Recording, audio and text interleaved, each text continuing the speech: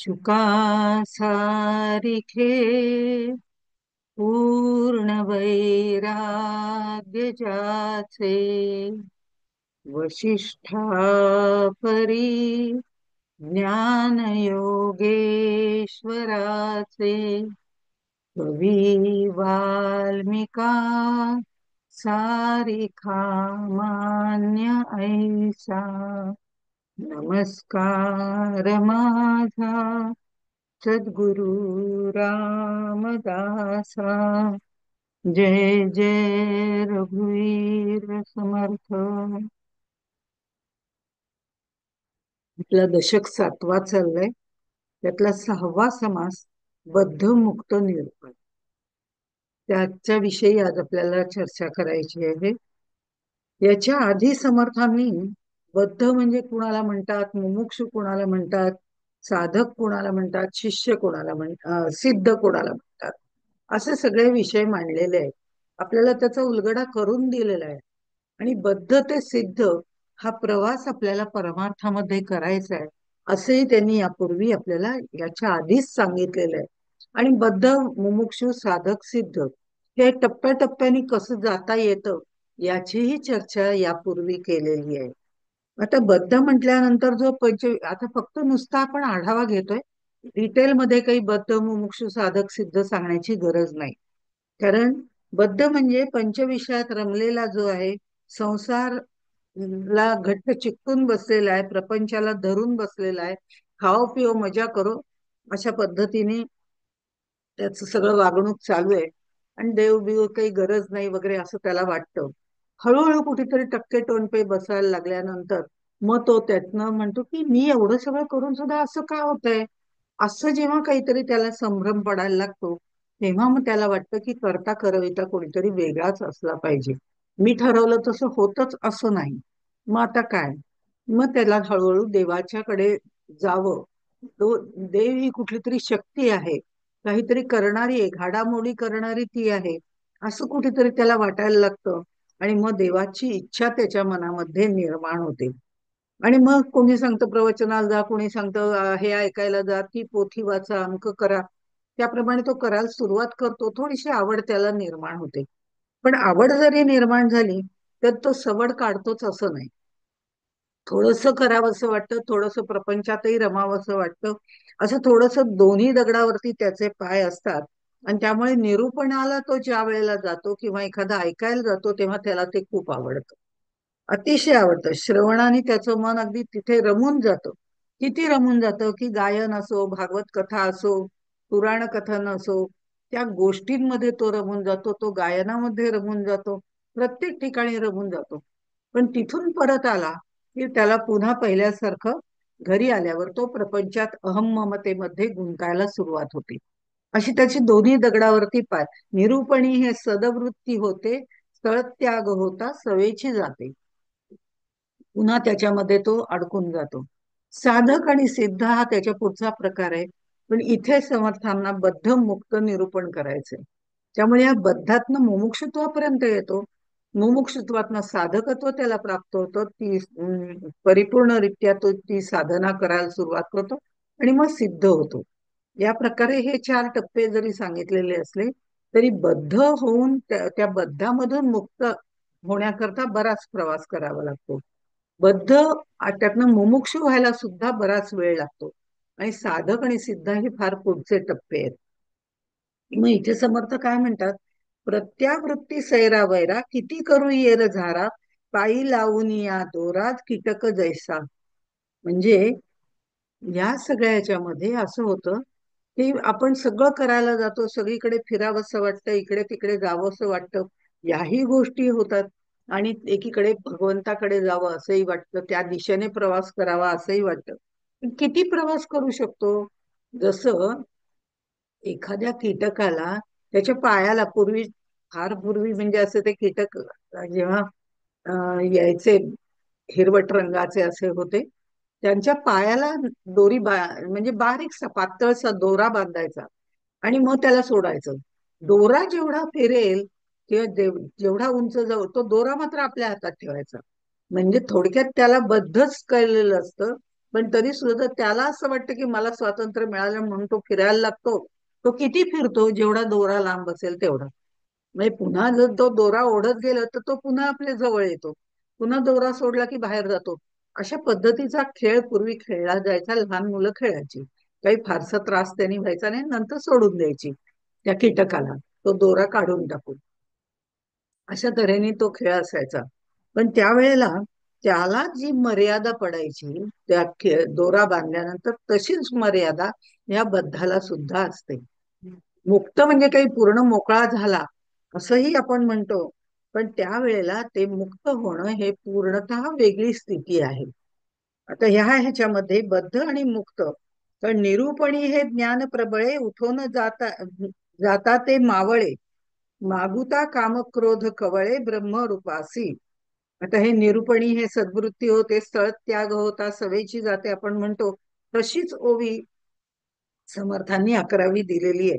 निरूपणी ज्ञान प्रबळे उठून जाता ते मावळे, मागुता काम क्रोध खवळे ब्रह्मरूपासी श्रीराम. आता ज्या वेळेला निरूपण ऐकत असतो तेव्हा खूप शांत मनाला बरं वाटतं. त्या सगळ्या कथा ऐकताना बरं वाटतं. हे सगळे वृत्ती शांत झालेली असते, की खरं म्हणजे आपल्याला पण असंच वागायला पाहिजे. या पद्धतीने वागलं तर आपला पण उत्कर्ष होणार आहे, हे सगळं तिथे पटतं. त्या ठिकाणी असताना सगळं पटतं. पण मागुता काम क्रोध खवळे ब्रह्मरूपासी, ब्रह्मरूप तदाकार झालो की काय आपण आता अगदी त्याच्याशी एकरूप झालो, असं सुद्धा काही वेळेला वाटतं. आणि त्याप्रमाणे आपण त्या क्षणी तिथे असं कसं वागायचं हे ठरवतो पण मनाशी. पण घरी आलं की अहम ममता सुरू झाली. घरी आल्याबरोबर प्रपंचामध्ये गुंतून गेलो. अहम ममचं ज्या वेळेला साम्राज्य सुरू होतं, त्यावेळेला आपण पुन्हा त्याच्यामध्ये गुरफटून जातो. हे थोड्या वेळाकरता त्या कीटकासारखं आपण मोकळं होतो. थोड्या वेळाकरता आपण त्या पद्धतीने वागायचं मनाशी ठरवतो. काही काळ आपण तसं वागतो सुद्धा.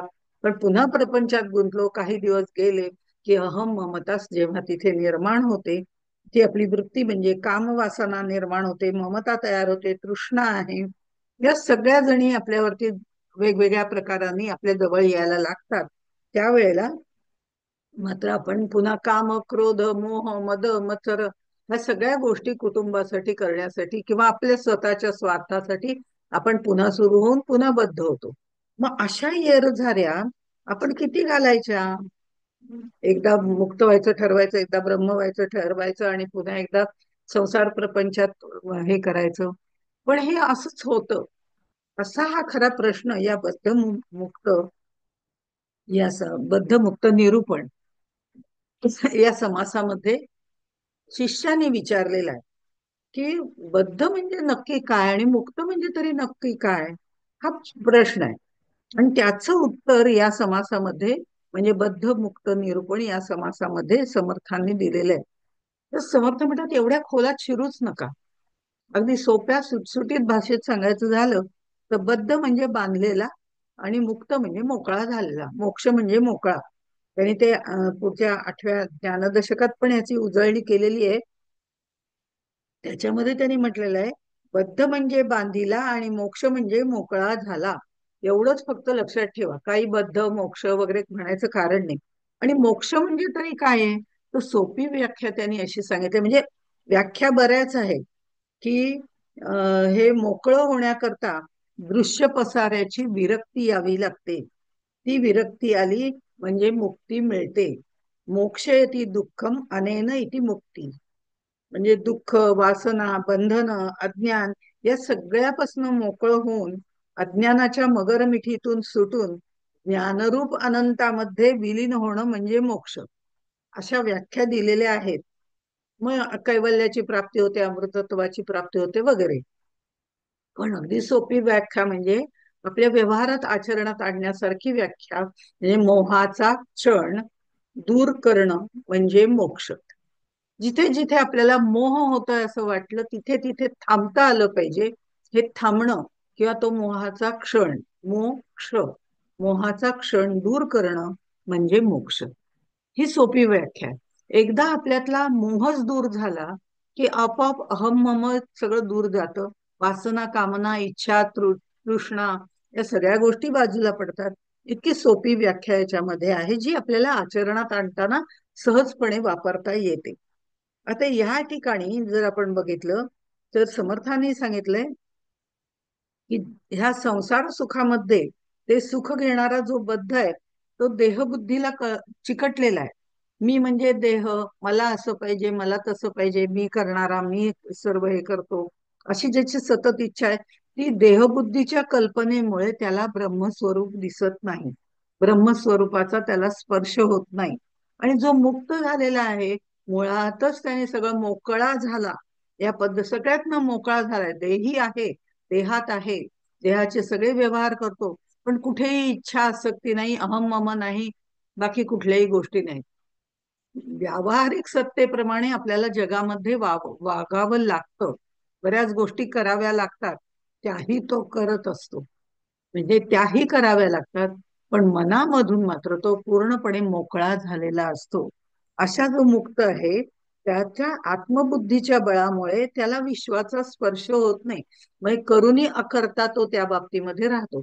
व्यावहारिक सगळ्या गोष्टी करतो, सगळ्यांबरोबर आनंद घेतो, सगळ्यांबरोबर दुःख भोगतो, सगळ्या गोष्टी करतो, पण मुळात त्याला धरून बसत नाही.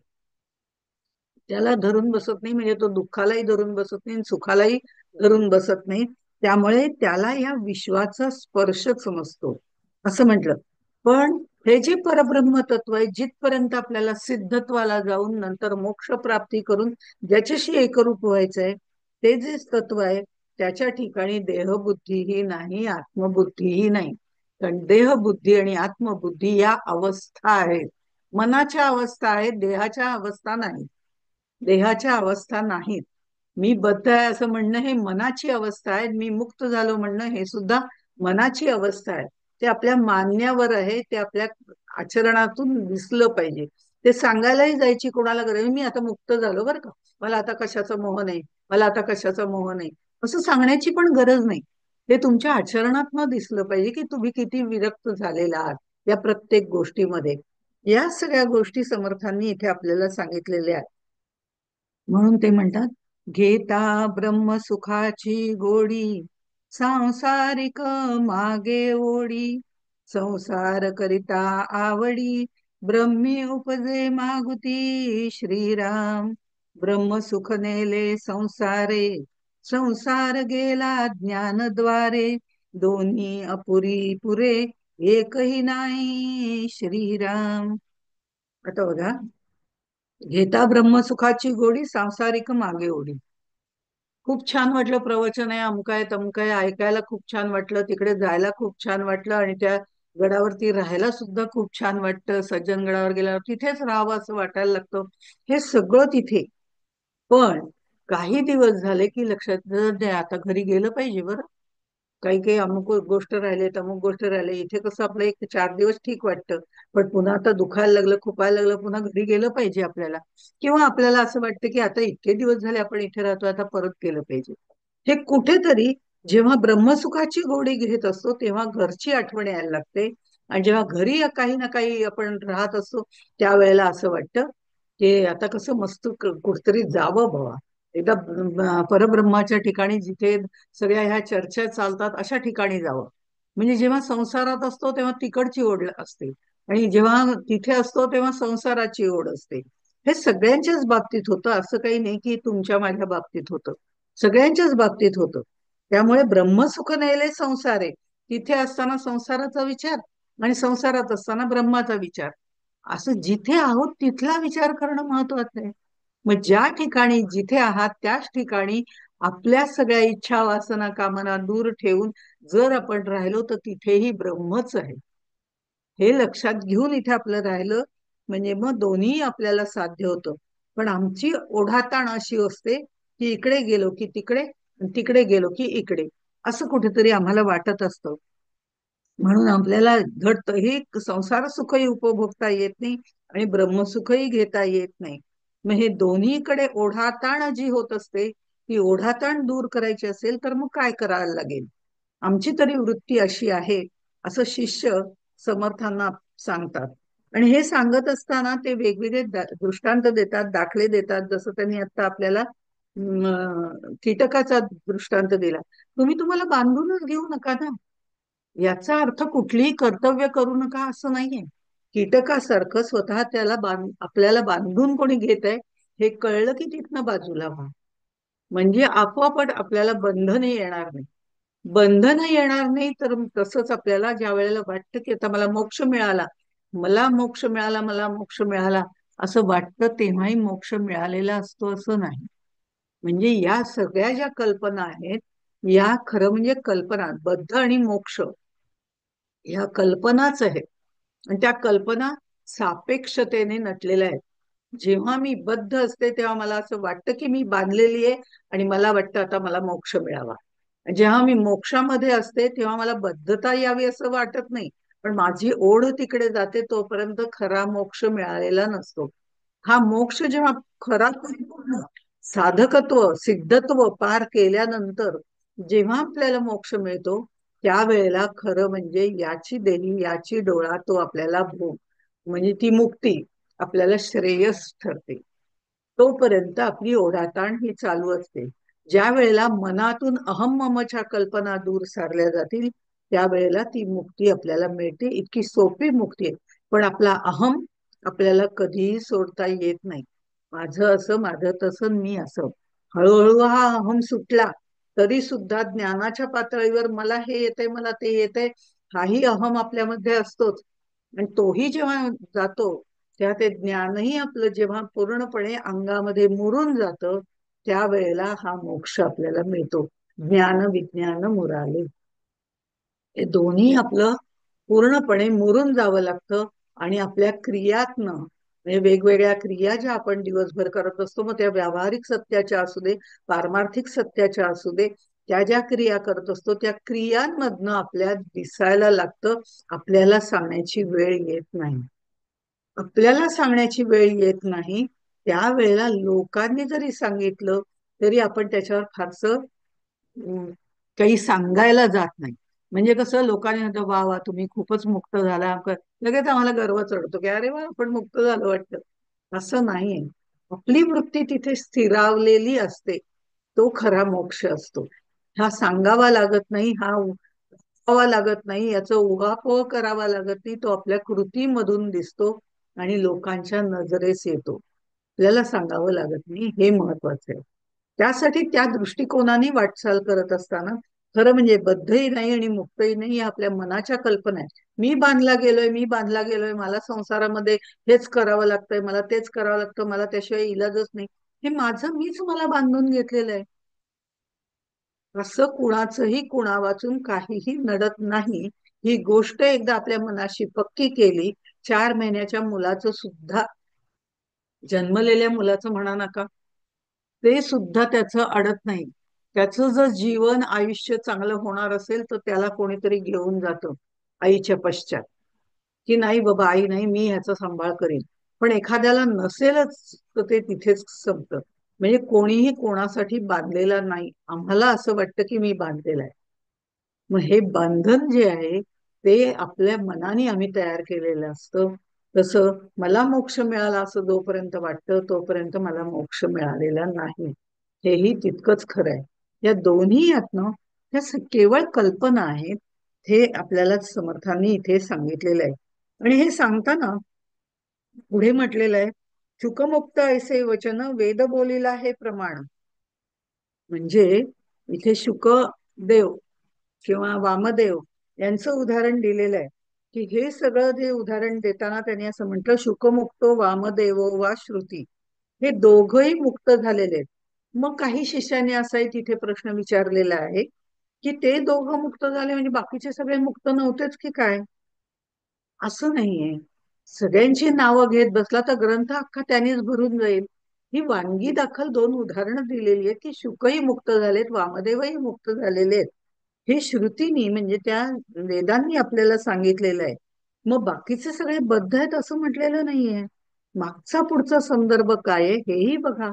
मुक्ततेबद्दल सांगतायत, मुक्तीबद्दल सांगतायत, मोक्षाबद्दल सांगतायत, हे दोघं मुक्त झाले, असे अनेक लोक मुक्त झालेले आहेत. मग हा सगळा मागचा पुढचा रेफरन्स जो आहे तो घ्यायला पाहिजे आपण. म्हणजे इथे जाता जाता समर्थांनी असं सांगितलेलं आहे की आपण असं अर्धवट ओवी कुठली तरी वाचून त्याचा संदर्भ घेऊ नये. म्हणजे तेच खरं असं मानू नये, कारण तेवढंच खरं असंही मानू नये. तर त्याच्या आधीचा संदर्भ काय आहे, मगचा संबंध काय आहे, हे सगळं बघून त्या पूर्ण ओळीच्या अनुषंगाने आपल्याला जो चरण पाहिजे त्याचा अर्थ काय आहे हे आपण समजावून घेतलं पाहिजे. म्हणजे इथे आपण रेफरन्स काय आहे मागचा पुढचा हे बघणं जास्त महत्वाचं आहे. नाहीतर न स्त्री स्वातंत्र्यम अर्हती असं मनुस्मृतीमध्ये म्हटलेलं आहे. तेवढीच ओवी घेतली, तेवढाच चरण घेतला म्हणा किंवा त्या श्रुतीमधला तेवढाच भाग घेतला, मागचा पुढचा रेफरन्स काहीच पाहिला नाही. आणि मग म्हटलं स्त्रियांना स्वातंत्र्य नाही, चालले लगेच गोंधळ करायला. म्हणजे स्त्रियांना स्वातंत्र्य नाही असं लिहिलंय म्हणून मनुस्मृती जाळायला लोक निघतात. पण त्याच्या आधीचा मागचा पुढचा रेफरन्स पाहिलाय का? तर तो रेफरन्स न पाहता ज्या वेळेला आपण करतो, असा अर्थ बघतो, त्यावेळेला तो परिपूर्ण अर्थ होत नाही. तिथे त्यांनी आधीच्या ओव्यांमध्ये काय सांगितलंय, अतिशय सुंदर सांगितलेलं आहे की स्त्रीला संरक्षणाची गरज आहे. मनुस्मृतीमध्ये हे लिहिलेलं आहे, स्त्रीला संरक्षणाची गरज आहे. किंवा कशी? तर लहानपणी पित्याने तिची संरक्षणाची जबाबदारी घ्यावी, लग्न झाल्यावर नवऱ्याने तिची संरक्षणाची जबाबदारी घ्यावी, आणि नंतर मुलाने तिची जबाबदारी घ्यावी, अशा तऱ्हेने सांगितलंय. आणि म्हणून स्त्रीला स्वातंत्र्य देऊ नका असं नाही सांगितलंय. संरक्षणाची जबाबदारी त्या काळानुसार अन्य गोष्टींचा सगळ्याचा विचार करून स्त्री ही थोडीशी अबला आहे असं त्यावेळेला समजलं जायचं. आता सगळ्या सबला झालेत, पण तरी सुद्धा कुठेतरी स्त्रीत्व हे तिच्याजवळ आहे.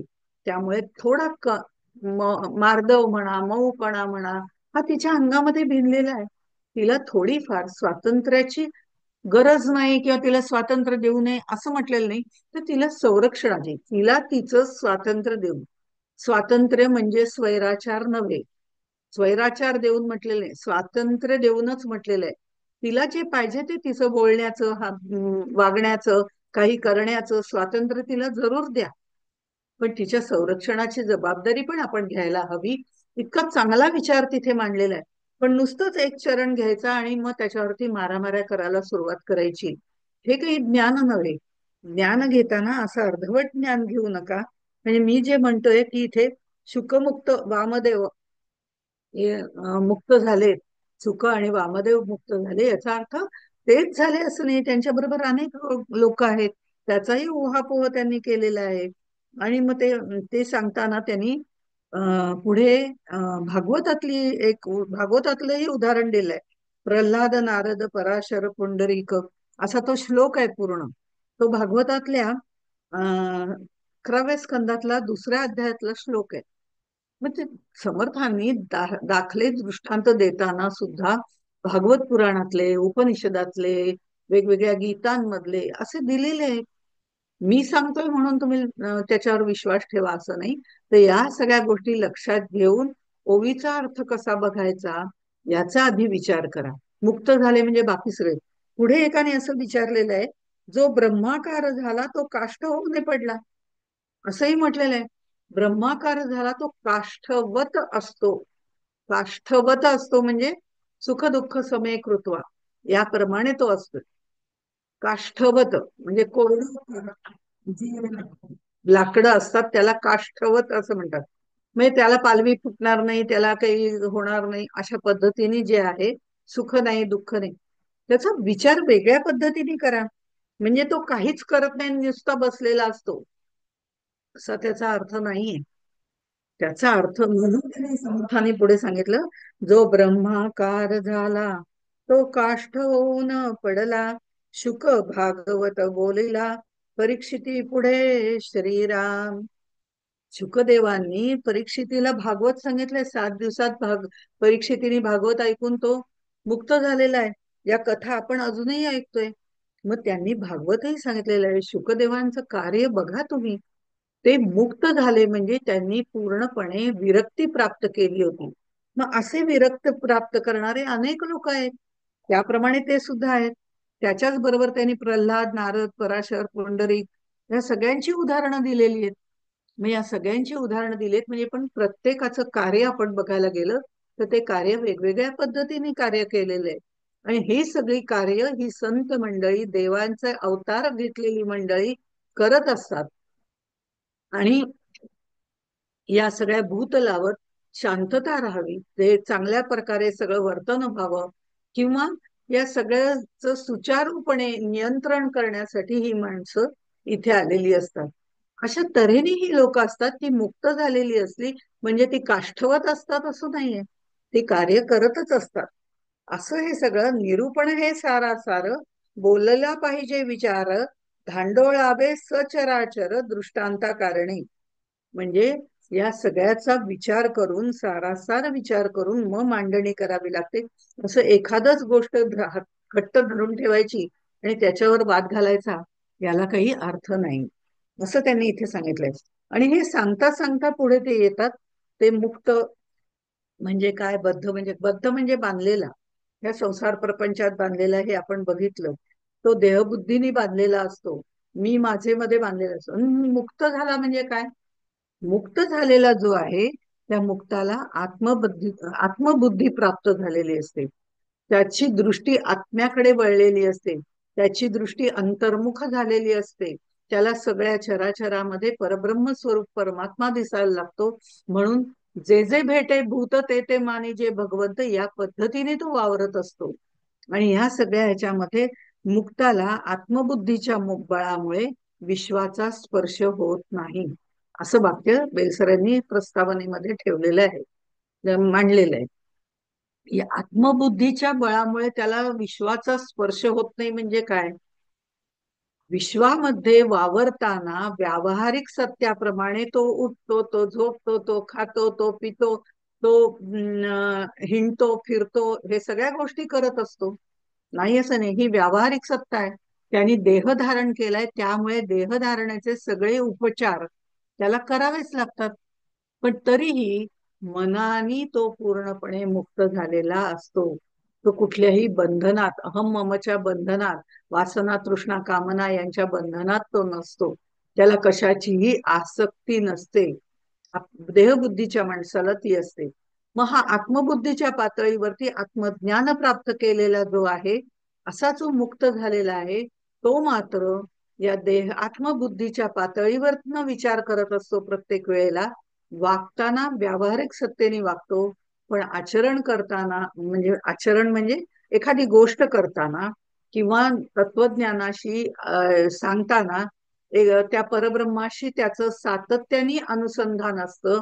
त्यामुळे त्याला सगळ्यांमध्ये परब्रह्म दिसायला सुरुवात होते. म्हणून त्याला विश्वाचा स्पर्श होत नाही असं म्हटलं. त्याला तुमच्यामध्येही भगवंत दिसतो, माझ्यामध्येही भगवंत दिसतो, कुत्र्यामध्येही भगवंत दिसतो, शुनिश्चैव स्वपाकेश असा गीतेमध्ये श्लोक आहे, त्याप्रमाणे होतं. म्हणजे बद्धाच्या बाबतीत देहबुद्धीचा प्रभाव, त्यामुळे त्याला ब्रह्माचा स्पर्श नाही. आणि मुक्ताला आत्मबुद्धीच्या बळामुळे विश्वाचा स्पर्श नाही. पण मग हे परब्रह्म कसं आहे, परब्रह्म त्याला म्हणजे त्याच्या बाबतीत जर बघायचं झालं तर त्याला देहबुद्धी पण नाही, आत्मबुद्धी पण नाही. कारण या दोन अवस्था आहेत, आणि या अवस्थांच्या अवस्थातीत असलेलं ते परब्रह्म आहे. मग हे परब्रह्माशी एकरूप झालेले लोकांच्या बाबतीत असं कसं म्हटलं जातं की ते तर आत्मबुद्धीच्या ह्याच्यावर आहेत वगैरे, मग ते तर त्याच्याशी एकरूप झाले, त्याच्या अनुसंधानात आहे म्हणतात, म्हणजे ह्या दोन्हीच्या पलीकडे ते गेलेले आहेत. बरोबर आहे, ते दोन्हीच्या पलीकडे गेलेले असले तरी त्यांच्यात सुद्धा वेगवेगळे प्रकार आहेत. म्हणजे ते अनुसंधान त्यांनी सोडून दिलं, ते जेवायला बसले आणि जेवताना म्हणतात वा काय छान झालंय, आज अगदी आमरस सुंदर झालेला आहे, असं ते म्हणतायत. म्हणजे ते त्या आसक्तीमध्ये गुंतले का, तर नाही, ते गुंतलेले नाहीये. त्यांनी खाताना ज्यांनी केलेलं आहे त्याचं ते कौतुक करतायत. कारण प्रत्येकाला आपला आनंद उपभोगायला आवडतो, आणि हा आनंद देण्याचं काम हे लोक करत असतात. त्यामुळे त्या सांगताना वा किती छान आहे, छान झालंय, असं ते म्हणतात. याचा अर्थ पुन्हा मला तोच पाहिजे, या आसक्तीत ते गुंतलेले नसतात. ते त्यांच्या आत्मबुद्धीच्या पातळीवरच काम करत असतात. अशा प्रत्येकाची गोष्ट वेगवेगळी आहे. ही गोष्ट वेगवेगळी आहे म्हणजे कशा पद्धतीने? मग त्यांनी सांगितलं, मुक्तपण हेची बद्ध, मुक्तबद्ध हे अबद्ध, स्वस्वरूप स्वतः सिद्ध ना बद्ध ना मुक्त. तर मी मुक्त आहे, मी मुक्त आहे असं म्हणणं सुद्धा बद्धच झालं की नाही? हे एक बंधत्वच आहे. मला मुक्ती मिळाली हे बंधत्व आहे, कारण मुक्ती मिळाली याचा अर्थ माझं बंधत्व गेलं. हे आम्ही सांगतो, हे सापेक्षतेने आलेले शब्द आहेत. त्यामुळे मुक्तीही नाही, बंधही नाही, काहीही नाही. आपण अमृतानुभवामध्ये जेव्हा बघितलं होतं, तेव्हा आपण म्हटलं होतं की अज्ञानाचं अंधत्व असतं. अज्ञानाचं अंधत्व असतं, ते दूर सारावं लागतं. आणि ते दूर सारल्यानंतर आपल्याला ज्ञान मिळतं. पण ज्ञान मिळालं म्हणजे पण ज्ञानाचं बंधत्व येतं ना, मला हे ज्ञान मिळालं, मला ते ज्ञान झालं, मला आत्मज्ञान झालं, मला तमकं झालं, इथपर्यंत आपण जातो. म्हणजे त्या ज्ञानाचंही बंधन राहतं. म्हणजे अज्ञानाचं अंधत्व गेलं तरी ज्ञानाचं बंधत्व राहतं. पण ज्या वेळेला मला ज्ञान झालं हे कोणाला सांगण्याची गरजच नाहीये असं वाटायला लागतं, आणि आपलं ज्ञान आपल्या आचरणातून प्रगट व्हायला सुरुवात होते, त्यावेळेला ते ज्ञानाचं बंधत्वही जातं. आणि ते गेल्यानंतर आपल्याला जे प्राप्त होतं ते त्या पूर्णपणे त्याच्याशी एकरूप. अंधत्व नाही, बंधत्व नाही, काहीच राहिलेलं नाही. आता जो असतो तो फक्त स्वाद आपण घेत असतो, आनंद घेत असतो. तो आनंद आपण घेतो आणि आपल्या बरोबर दुसऱ्यालाही देत असतो. म्हणून ह्या चांगल्या गोष्टींचं आपण संत सज्जन कौतुक करत असतात. त्यांना वाईट गोष्टी ते दुसऱ्याचं सहसा वाईट काढायला जात नाही.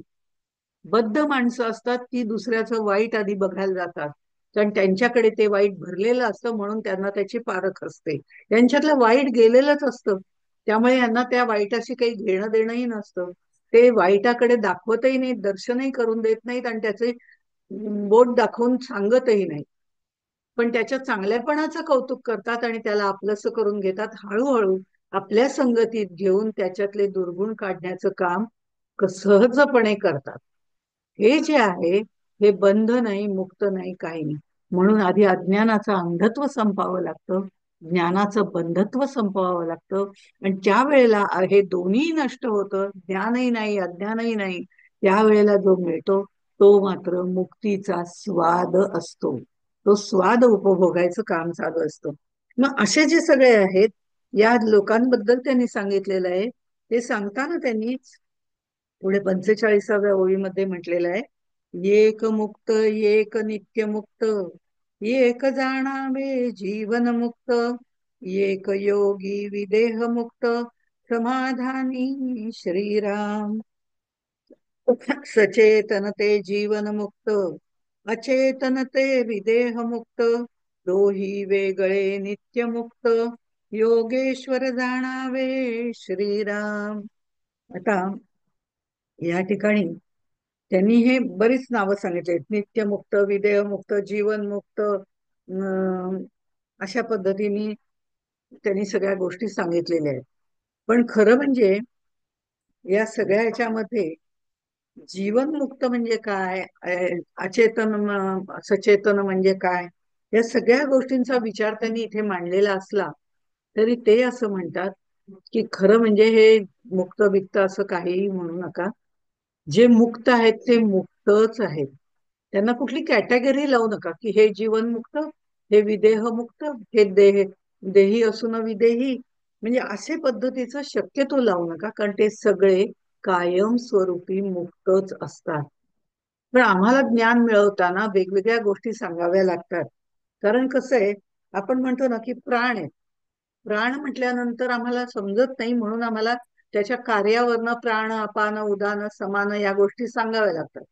की प्राणातल्या जो प्राणाचा हा भाग हे काम करतो त्याला अपान म्हणतात, ते काम करतो त्याला, कार्यावरनं त्याची नावं आम्ही ठेवतो. आम्हाला वाटतं हा आता आम्हाला कळलं. पण मुळात जेव्हा शरीरामध्ये प्राण जातो तो काय असा वेगवेगळा असतो का? तो एकच असतो. तसे हे सगळे मुक्तच आहेत.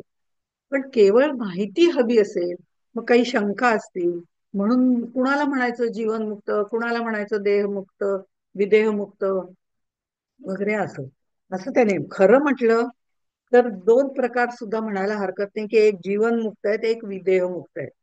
बघा, सुरुवातीला सांगताना असं सांगितलेलं आहे, दोनच प्रकार आहेत, एक जीवनमुक्त एक विदेहमुक्त. आता आपल्या दृष्टीने जीवनमुक्त विदेहमुक्त असं म्हटल्यानंतर आम्हाला पुन्हा पंचायत येते, की म्हणजे देही असलेला विदेही का देह नाही तो विदेह, असे प्रश्न आमच्या सारख्या, पण आम्ही आमच्या पातळीवरनं विचार करत असतो. एकदा मुक्त झाला की त्याला कुठलीही उपाधी लावायची गरज नाही, अमुक अमुक तमुक तमुक वगैरे.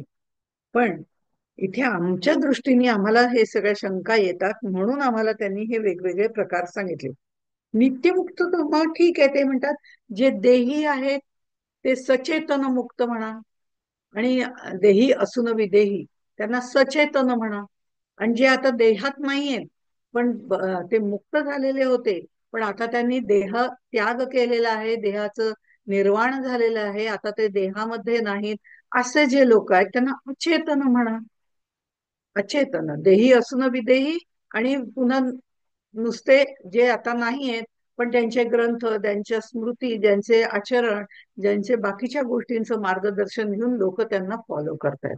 अजूनही जिवंत असतानाही करत होते आणि आताही करतायत. अशा प्रकारे त्यांना अचेतन म्हणा. तुम्हाला जे सोयीचं असेल ते म्हणा, खरं त्यांच्यामध्ये कुठलाही भेदभाव करण्याचं गरज नाही. कसं असतं, काही जे ज्यांना आत्मज्ञान प्राप्त झालेलं असतं, असे काही लोक जे असतात ते या संसारापासून दूर जातात. कुठेतरी हिमालयात म्हणा किंवा मोठ्या गुफांमध्ये जाऊन म्हणा, असे तिथे आपल्या आपल्यामध्ये मस्त असतात. ते लोकांमध्ये जात नाहीत, लोकांचा संसर्ग घेत नाहीत, काही नाही. ते म्हणतात मी, माझा उद्धार, माझा परमेश्वर, माझा सद्गुरू आणि मी, मला बाकी कोणाशी काही देणं देणं नाही, असं म्हणून ते तिथे बसलेले असतात. असेही मुक्त असतात.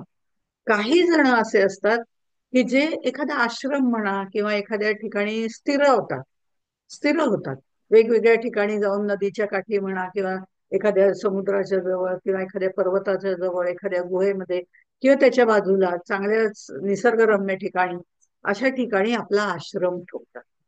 असा आश्रम तयार करतात आणि म्हणतात जे कोणी इकडून जाणारे असतील, ज्यांना त्याच्याबद्दल जिज्ञासा असेल, परमार्थाबद्दल, ते लोक इथे आले, त्यांनी आम्हाला विचारलं तर आम्ही त्यांना सांगू, जे आम्हाला अनुभूती आलेली, अनुभव आलेले त्यांना आम्ही सांगू.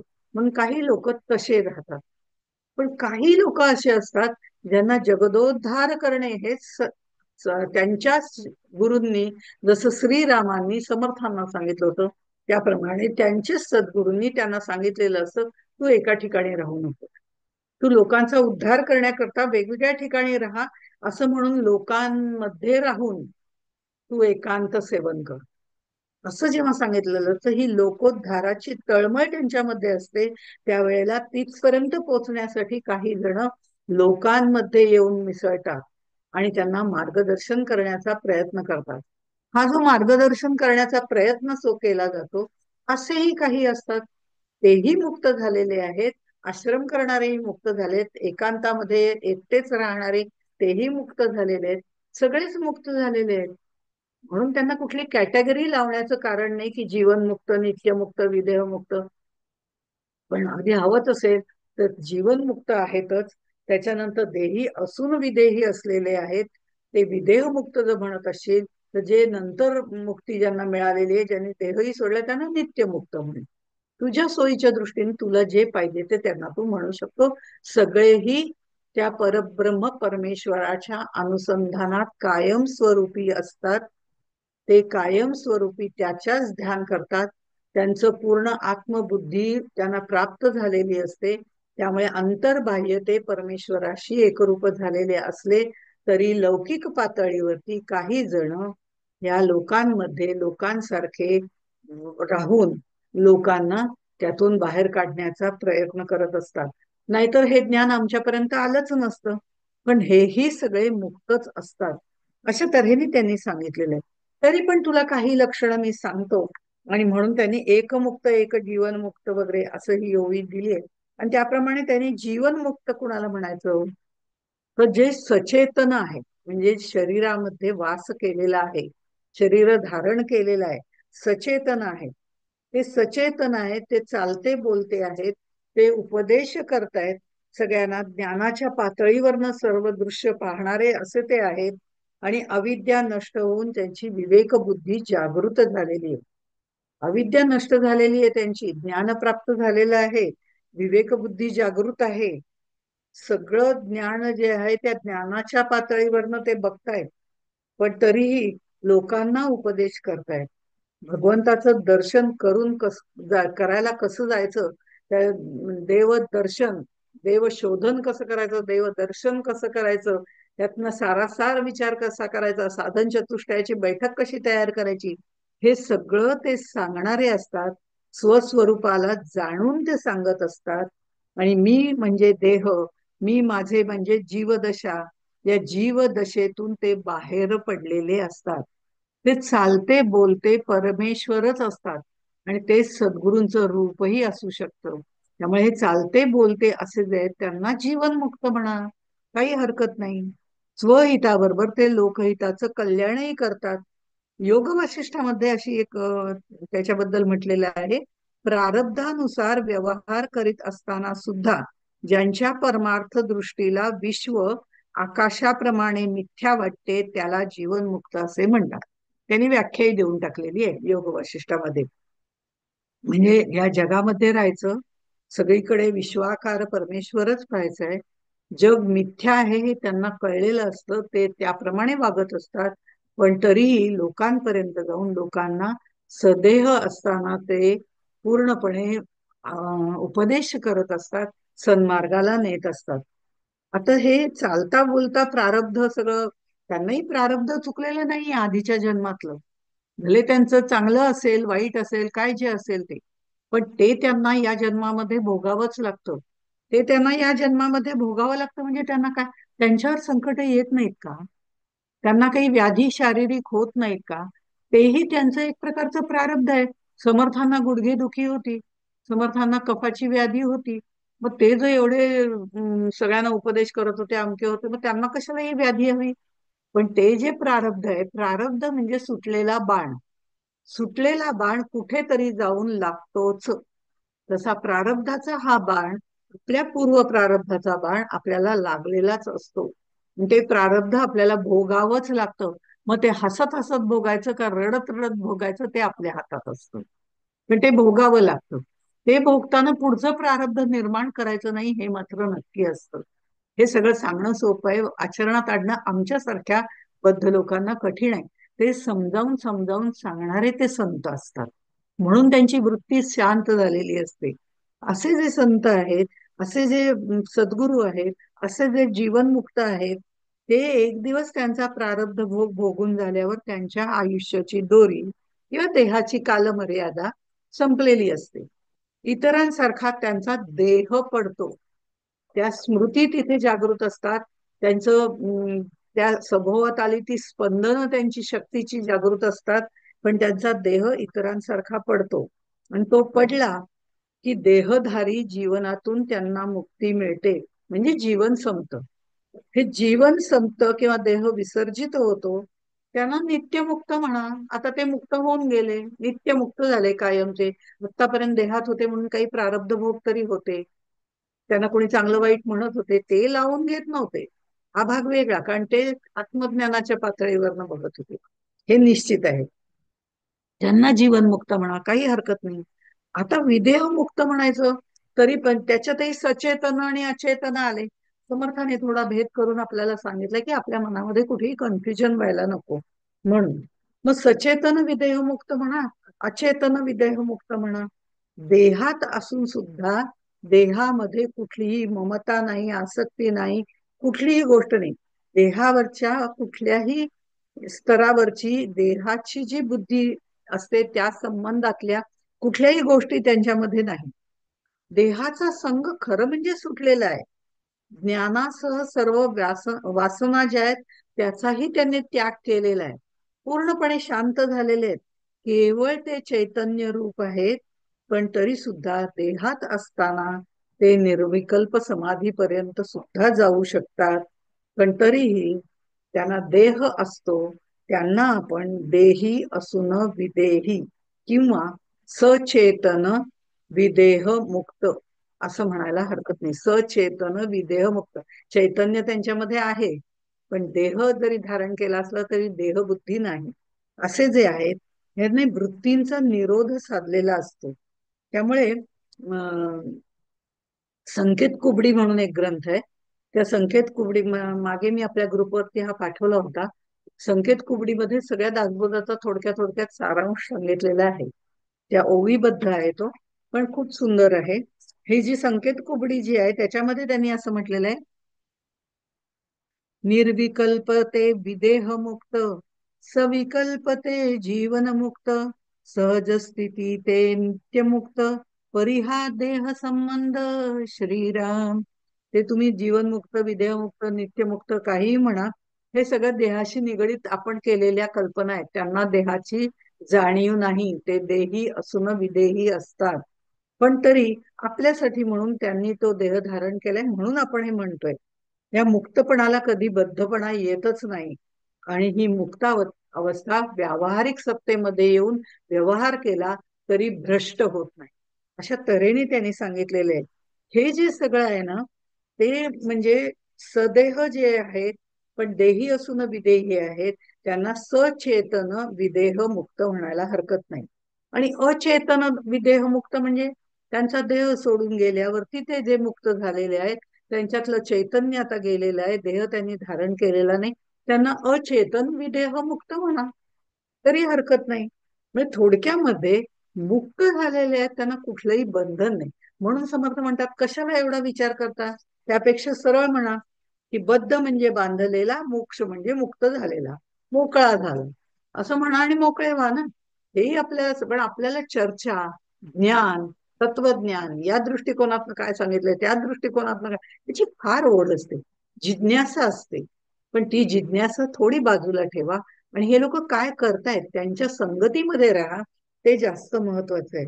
एक मीपणापासून सुटला तोची एक मुक्त झाला, हे सगळ्यात महत्वाचं. तो मीपणा आपल्यातला काढायला लागल्यावर आपल्याला आपोआपच या सगळ्याची अनुभूती यायला लागते की मी सदेह आहे, विदेह आहे, परमार्थ करतोय. पारमार्थिक पातळी, व्यावहारिक पातळी, मग आभासिक पातळी, सगळ्या गोष्टी त्याच्यामध्ये येतात. मग हे सगळा एवढा विचार करण्याची आवश्यकता नाही. अतिशय सोप्या शब्दात सांगायचं तर मीपणापासून सुटला तोची एक मुक्त झाला. आपल्याला गोंदवलेकर महाराजांची कथा माहिती आहे की मी पण हे व्रत कर, की मी हे व्रत केलं, मी ते व्रत केलं, आता मी कुठलं व्रत करू, चातुर्मासात आता एकही व्रत राहिलं नाही माझ्यासाठी करण्यासाठी, तर मी काय करू. असे एका आजींनी, 70 झालेल्या आजींनी विचारलं होतं. त्यावेळेला ते म्हणलं, ते असं कर ना, आता हे मी जे चाललंय ना, तो मी सोडून जे तुला बोलता येईल ते बोल, बाकी मी शब्द जिथे येईल, माझे शब्द जिथे येईल, ते वाक्यच उच्चारायचं नाही. अहो त्या मौनातच गेल्या. आयुष्यभर मी माझे याच्यामध्येच मी गुंतलेली आहे, हेच मी सांगत आले.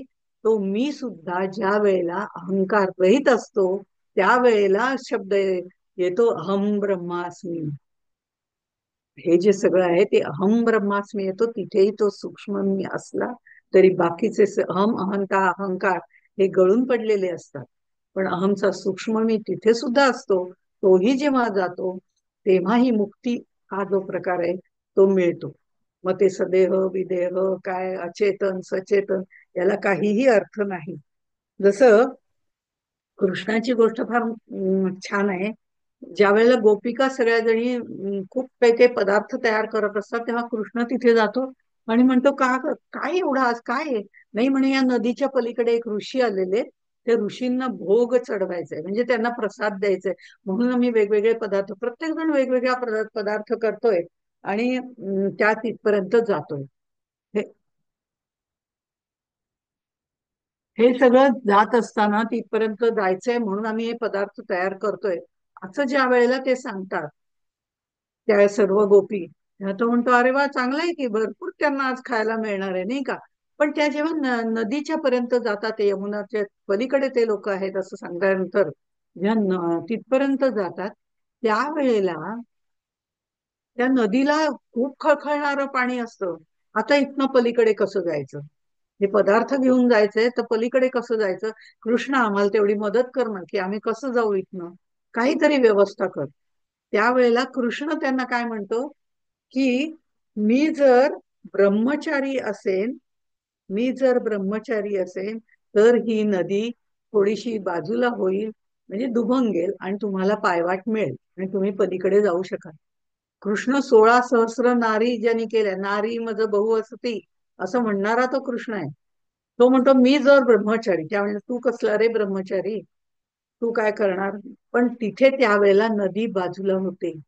नदी बाजूला होऊन या सगळ्या जणी तिकडे जातात. त्या ऋषींना भरपूर तो भोग चढवतात, प्रसाद नैवेद्य दाखवतात. आणि ऋषी सुद्धा, अरे वा हे केलंय वाटतं, वा वा मस्त आहे, तू काय केलंय, शंख केलंय का, वा वा ते तर त्याहून छान आहे, हे आमच्या ह्याचा स्वाद आणखीनच मस्त आहे, असं करून करून प्रत्येकाच्यातलं थोडं थोडं खातात. आता हे ऋषी म्हणायचे का काय म्हणायचं, जिभेवर ताबाच नाही की काय असं वाटायला सुरुवात होते. आणि ते सगळे पदार्थ खायला सुरुवात करतात, वा हाय छान झालंय, ते छान झालंय. या गोपिका पण खूप खुश होतात. आणि नदी मात्र त्यावेळेला पुन्हा बंद झालेली असते, तो प्रवाह वाहत चाललेला असतो, खळखळाट वाढलेला असतो. यांचा आनंदही वाढत असतो एकीकडे की आपलं त्या ऋषींनी खाल्लं म्हणून. आणि नंतर त्या म्हणतात, हो पण आता आम्हाला परत जायचंय यमुना पार करून, आम्ही कसं जाणार? तेव्हा ते ऋषी म्हणतात की मी जर निराहारी असलो, तर ही नदी तुम्हाला वाट करून देईल. आता एवढं यांनी खाल्लं, चाकून चाकून बोट बिट अगदी आडवी तिडवी करून त्यांनी खाल्लं, यांना निराहारी कसं म्हणायचं, हा प्रश्न त्यांच्या मनामध्ये आला गोपिकांच्या. पण त्यावेळेला त्यांनी हे वाक्य उच्चारल्याबरोबर नदी पात्र थोडस थांबलं आणि तिथून ते या सगळ्या जणी परत आल्या. तर 16 सहस्र नारी करून सुद्धा तो म्हणतोय की मी ब्रह्मचारी आहे, असं श्रीकृष्ण म्हणतोय. आणि एवढे सगळे पदार्थ खाऊन ते म्हणतात मी निराहारी आहे. त्याचा अर्थ काय होतो? गोपींना सुख देण्याकरता त्यांनी एवढे कष्ट केलेले आहेत. हे कष्ट आहेत ते सगळे त्यांचे, त्यांना बरं वाटावं, त्यांना आनंद मिळावा, त्यांना तो प्रसाद दिलेला आहे, जो त्यांनी मला भोग चढवलेला आहे त्याचा प्रसाद म्हणून त्यांना परत न्यायचंय, घरी सगळ्यांना आनंदी करायचंय. हे जर सगळं करायचं असेल तर मला त्यांच्या प्रसादाची वाहवा करायलाच हवी. त्यांनी तो मनापासून केलेला आहे, भक्तिपूर्ण भावनेने केलेला आहे. मग त्यांनी तो खाल्ला असला तरी त्याच्यामध्ये आसक्ती नव्हती. ही आसक्ती आमच्यामध्ये असते की ही आजची भाजी खूप छान झाली बरं का, अशीच भाजी आता आपण पुढे ना अमके अमके येतील तेव्हा करूया.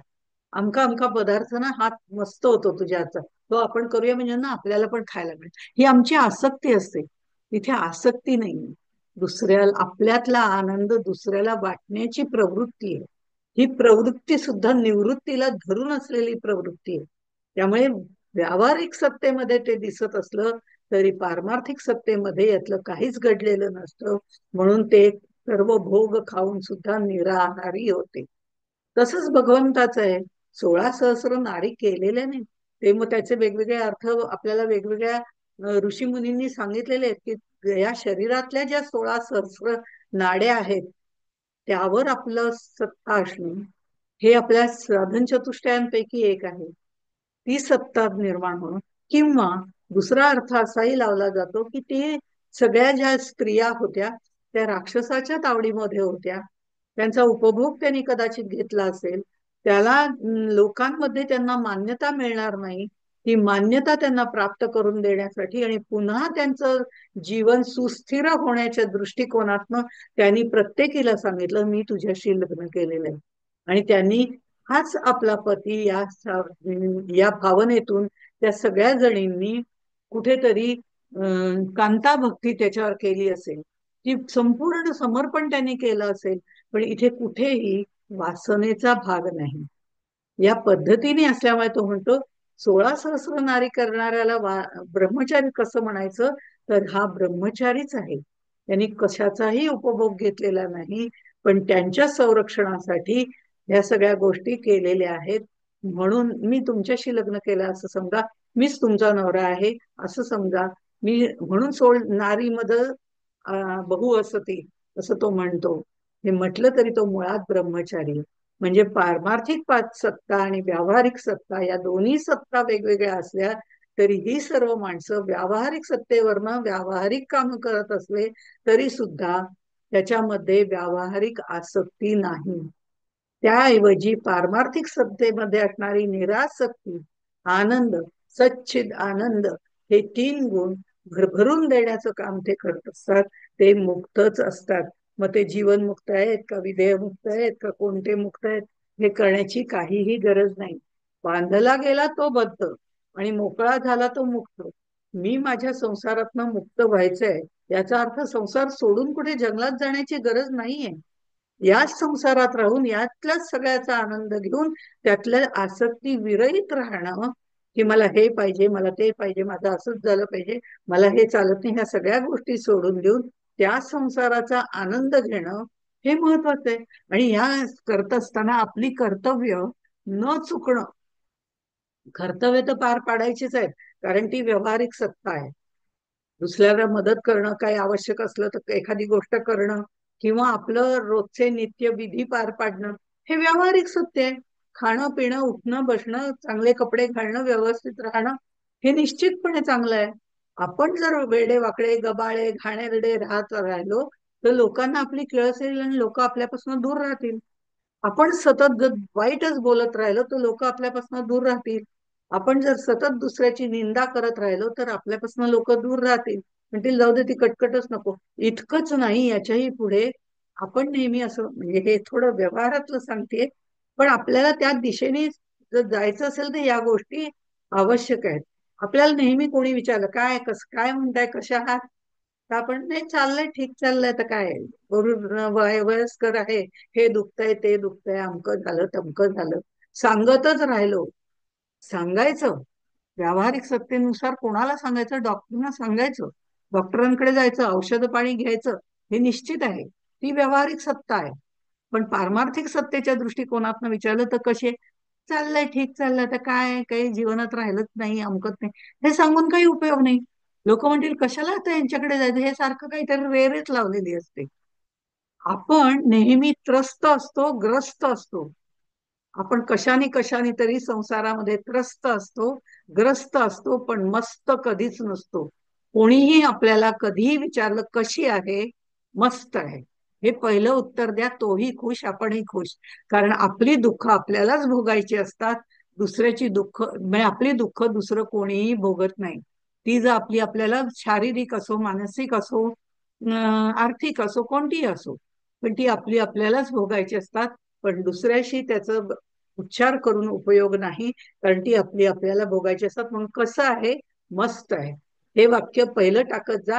आपोआपच आपण मस्त होतच राहतो. कारण 80% आपल्या मनाचं असतं आणि 20% आपल्या शरीराचं असतं. त्यामुळे आपण मनाने मस्त, की आपण कायमच मस्त. आणि आपण मस्त असतो तेव्हा आपला आतला भगवंत मस्त असतो. आणि भगवंत मस्त असला तर आपलं शरीर 80% मस्तच असतं. आपल्याला आपले भोग जाणवतच नाही, आपल्या लक्षातच राहत नाहीत. आपण जेव्हा ते सातत्याने लक्षात ठेवतो, त्यावेळेला आपल्या शरीरावर त्याचा परिणाम व्हायला लागतो आणि ते वाढत जातात. म्हणून मानसिक दृष्ट्या आपण ताकदवान असणं अत्यंत गरजेचं आहे. आणि म्हणून आपण कायम मस्तच असतो, ते लक्षात ठेवलं पाहिजे. अशा तऱ्हेने आपण मस्त असलो की मुक्त होणारच हो. मस्त आणि मुक्त जवळचेच शब्द आहेत, दोन्ही मध्ये म आहे, क आहे, सगळं आहे. म्हणून त्यांनी इथे म्हटलेलं आहे, हे मुक्त वगैरे हे सगळे प्रकार त्यांनी सांगितले. पण खरं म्हटलं ते आहे, असे भेदभाव करण्याची काहीही गरज नाही. आता वामदेव काय, शुकदेव काय, हे गर्भामध्ये असतानाच त्यांना मुक्ती प्राप्त झालेली आहे. पण तरी ते लोकांसाठी बाहेर आलेले आहेत ना, त्यांनी कार्य केलेले आहेत ना, या सगळ्या गोष्टी त्यांनी इथे आपल्याला उल्लेख करून सांगितलेले आहेत. आता मुक्ताची लक्षणं जर बघायची झाली तर आपल्याला विवेक चूडामणीमध्ये सुद्धा त्यांनी असं सांगितलेलं आहे. वेगवेगळ्या आचार्यांनी वेगवेगळ्या ग्रंथांमधूनही सांगितलेली आहे.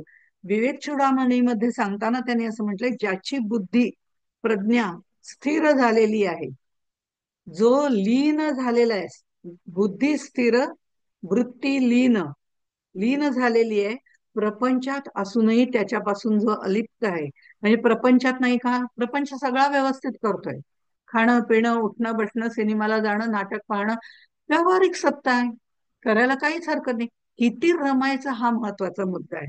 त्यामुळे तो प्रपंचात असूनही त्यापासून दूर आहे. जागृती अवस्थेमध्ये सुद्धा जागृती अवस्थेतली सर्व कर्म तो करतोय. चित्त चिंता रहित आहे, बोध वासना रहित आहे, देहाच्या इदम मम या भावना सगळ्या सुटलेल्या आहेत. अहम ममता ज्याला म्हणतो ते ते जीवनमुक्ताचं लक्षण आहे, असं विवेक चूडामणीमध्ये आचार्यांनी म्हणजे शंकराचार्यांनी सांगितलेलं आहे. सरण मला वाटतं 14वा वगैरे श्लोक, एवढं आता मला आठवत नाही कुठला श्लोक आहे, पण हे आहे. आणि मग पुढे मुक्तपण हेची बद्ध, मुक्तबद्ध हेची अबद्ध, स्वस्वरूप स्वतः सिद्ध बद्ध ना मुक्त. म्हणजे आपण बद्धही नाहीत, आपण मुक्तही नाही. याप्रमाणे आपलं आत्मतत्व जे आहे, आत्मस्वरूप आहे, ते स्वतः सिद्धच आहे. ते मुक्तही आहे, ते बंधही, बंधत्वातही आहे, मुक्तत्वातही आहे. कारण का? ते आपल्या मनावर ठरतं, बाकी काही नाही. त्यामुळे बद्धो मुक्तो इति व्याख्या गुणतो मे न वस्तुतः. खरं म्हणजे बद्धाची व्याख्या करू नये आणि मुक्ताचीही व्याख्या करू नये, काही करायचे कारणच नाही. कारण हे दोन्ही शब्द सापेक्षतेने आलेले शब्द आहेत. म्हणून त्यांनी म्हटलेले बद्ध मुक्त हा संदेहो, धरी कल्पनेचा देहो, साधू सदा निसंदेहो, देहातीत वस्तू श्रीराम. साधू ज्यांनी सहाही धुतलेले आहेत, असे जे अवधूत आहेत. अवधूत म्हणजे दत्तात्रयांना म्हणतात. नुकतीच दत्त जयंती झाली त्यामुळे हे सहज सांगितलं. पण ह्यांनी जे सगळे सहा धुतलेले आहेत विकार, षड विकार जे सगळे धुतलेले आहेत, ते बंधमुक्त याच्या पलीकडे गेलेले आहेत. त्यांना कुठलाच बंध आहे, मी बंधनात आहे का मी मुक्त आहे याचा विचार करण्याचं कारण नाही. कारण त्यांना मुळामध्ये हा संदेहच नाही, त्यांच्या मनामध्ये शंकाच नाहीये. त्यामुळे ह्या ह्या शंका आम्हाला काय येतात, मी विदेह आहे का मी मुक्त आहे, मी बद्ध आहे का मुक्त आहे, ह्या सगळ्या का शंका आमच्या मनात येतात? कारण आम्ही त्या कल्पनेच्या आधाराने वाढवत जातो.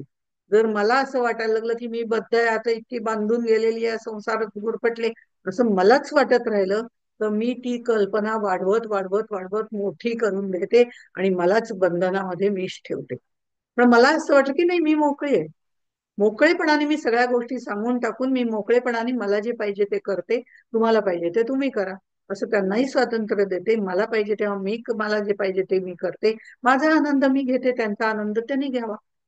या पद्धतीने जेव्हा मी कुठल्याही स्वातंत्र्य दिलं जातं एकमेकांना. स्वातंत्र्य म्हणजे स्वैराचार नाही, हे तितकंच लक्षात ठेवायचंय प्रत्येक वेळी. कारण फारच विपरीत अर्थ यावेळी हल्ली घेतले जातात त्याचे. त्यामुळे स्वैराचार नक्की नव्हे, पण हे सगळ्या गोष्टी आपणच आपल्या मनाला बजावायच्या असतात, मनानीच त्या ठरवायच्या असतात. त्यामुळे कोणी बंध नाही, कोणी मुक्त नाही, काहीच नाहीये. हा द्वैताच हे बंध आणि मुक्त हे द्वैत आहे हो. आपल्याला द्वैतापासून अद्वैतापर्यंत जायचंय, तेव्हा कुठे सिद्ध होऊन नंतर ह्या सगळ्यातनं मोक्ष मिळणार आहे. असं जर म्हणजे पारमार्थिक दृष्ट्या विचार केला तर द्वैताचा अनुभव न येणं म्हणजे मोक्षपणाचं, मुक्तपणाचं लक्षण आहे. आणि द्वैत दिसत असतं, पण ते भ्रमरूप आहे हे लक्षात घेऊन आपण त्याप्रमाणे वागायला सुरुवात घेणे, हा निर्णय ठामपणे घेतला की निस्संदेह वृत्ती आपल्यामध्ये निर्माण होते. स्वप्नीबद्ध मुक्त झाला, तो जागृतीस नाही आला, कैचा कोण काय झाला, काही कळेना श्रीराम. स्वप्नात पाहिलं होतं बा की मी बद्ध आहे, बांधून ठेवलंय मला कोणीतरी. अहो पण स्वप्नात, आणि स्वप्नातच पाहिलं की मी बांधलेली होती आणि मला मोकळं केलं. पण हे सगळं स्वप्नात पाहिलं ना, मग ते खरं आहे का खोटं आहे? त्यावेळेला ते भ्रमरूपाने खरं वाटलं, पण जागृती आल्यानंतर कळलं की ते सगळं स्वप्नातलं होतं. मला आता कोणी बांधलेलंही नाही आणि मला कोणी मोकळंही केलेलं नाही, असं आत्ता वाटतंय जागृतीमध्ये. म्हणजे मी बद्धही नाही, मी मुक्तही नाही. आता जाग झाल्यावर असं कळलं की जे काही स्वप्नात होतं ते काही योग्य नव्हतं, ते खोटं होतं. मग हे संसाराचं सुद्धा स्वप्नच आहे. इथे माझं मीच ठरवते की मी बांधलेली आहे आणि मी मोकळी आहे. आता आपणच ठरवायचं आपण बांधलेले आहोत का मोकळे आहोत. आणि ज्या वेळेला आपल्याला खरी जागृती येईल, जागृती अवस्था हे स्वप्न आहे, आपलं संसार हे स्वप्न आहे. हे स्वप्नातनं जेव्हा खरी जागृती येईल, त्यावेळेला तो बद्ध आणि मुक्त या दोन्ही प्रक्रियांच्या पलीकडे गेलेला असतो. आणि ते आपोआपच ह्या कल्पना ज्या आहेत, त्या कल्पनातीत असलेल्या परब्रह्माचं दर्शन झाल्यानंतर आपल्याला ह्या पूर्ण त्या दोन्ही कल्पना नष्ट होतात आणि निस्संदेह ज्ञान प्राप्त होतं. निस्संदेह पूर्णपणे शुद्ध ज्ञान प्राप्त होतं. कुठलाही तिथे संदेह राहत नाही. आपल्या आयडियाज क्लिअर असतात आणि त्या क्लिअर असतात त्यावेळेला आपण बद्धही नसतो, मुक्तही नसतो. कधी बद्धपणा घ्यायचा आणि कधी मुक्तपणा घ्यायचा हे अर्थात स्वार्थीपणा नव्हे, त्याच्या मागे सर्व हितदृष्टीने पारमार्थिक आणि व्यावहारिक दृष्टीने विचार करून, व्यावहारिक सत्तेचा आणि पारमार्थिक सत्तेचा विचार करून मग हे ठरवायचं असतं. पण बद्धही नाही, आपण मुक्तही नाही. आपण या दोन्हीच्याही पलीकडे आहोत. हे आहे आपलं आत्मतत्व आहे आणि त्या आत्मतत्वापर्यंत अंतर्मुख साधना करत आपल्याला जायचंय हे निश्चित आहे. ते मनाशी धारणा करून उगीच विदेहमुक्त, जीवनमुक्त या चर्चेतही पडण्याचं काही कारण नाही. कारण चर्चा करण्यापेक्षा ते आचरणात आणणं जास्त महत्वाचं आहे, असं सांगून समर्थ इथे थांबलेले आहेत. आपणही इथेच थांबू आणि मग पुढचं जे आहे हे सगळं करण्यासाठी काहीतरी साधन प्रतिष्ठा करावी लागते आपल्याला, साधना करावी लागते. सहज संसारात राहून हे सगळं जमत नसतं. ही साधन प्रतिष्ठा काय करायची हे आपल्याला समर्थांनी पुढच्या ह्याच्यात सांगितलंय. तोपर्यंत इथेच थांबू. जय जय रघुवीर समर्थ.